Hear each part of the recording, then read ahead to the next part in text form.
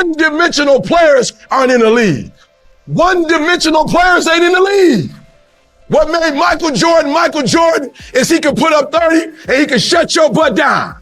He could play offense, he could play defense. He could play 40 minutes, 48 minutes.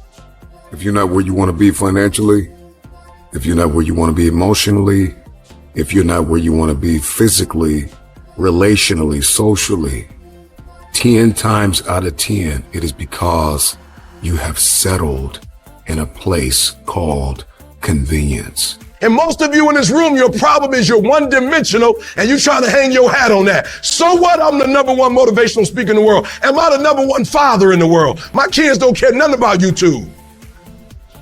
My wife don't care nothing about YouTube. So what? You're the #1 motivational speaker. Are you the #1 husband? When you come home, cut all that foolishness off and give me.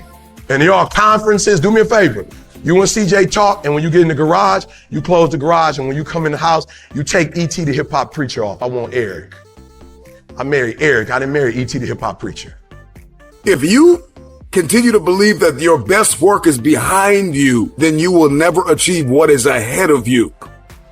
So real quick, what you got to let go of? Write it down right now. Let's not play. There's an anointing in this place. What do you need to let go of so you can become 1%? Wealth is a mindset, it's not a dollar amount. No, catch that. Wealth is a mindset, it's not a dollar amount. The wealthy do what the poor won't do. The problem with many of you is that you got fooled, you got complacent, you got lazy. Somewhere along the line, you lost your enthusiasm, your optimism.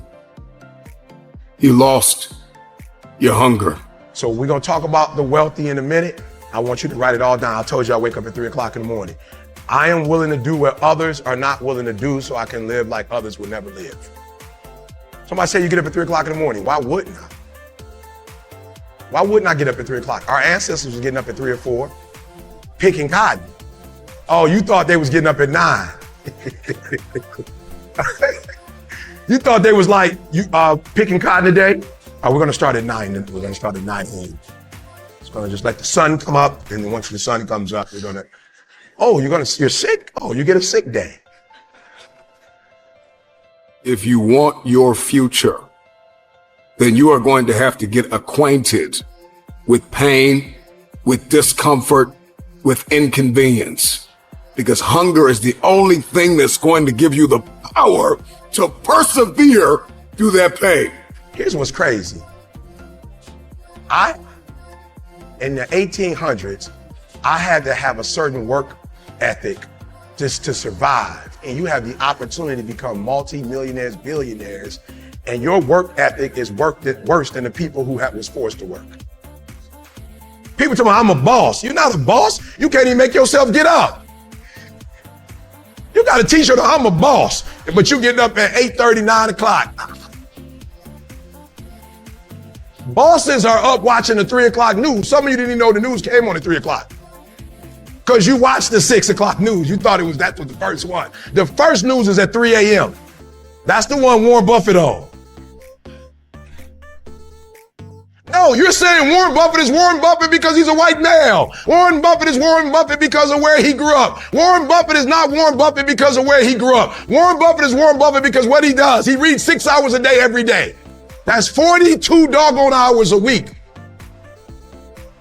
So when Warren Buffett makes a decision, he makes a very wise decision. Why? Because he's making it off of 42 hours of reading. You hadn't read nothing. You making decisions off the Housewives of Atlanta.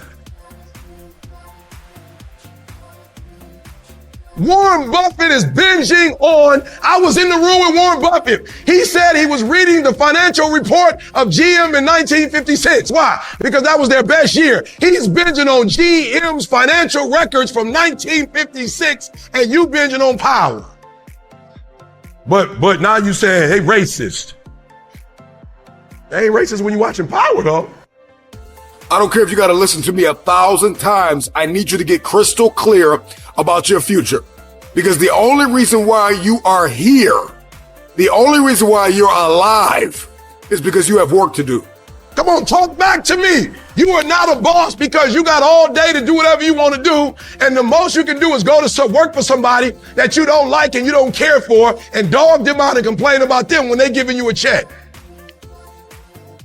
They guaranteeing you a check. They making sure you got health care and you dogging them out. If you don't like what they doing, why are you still there? Go get your own job. They weren't the only ones that was blessed and that was fruitful and that could multiply and that could subdue the earth and have dominion.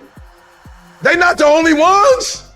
You can do it too, but your problem is you're not a 1%er because you don't live like a 1%er.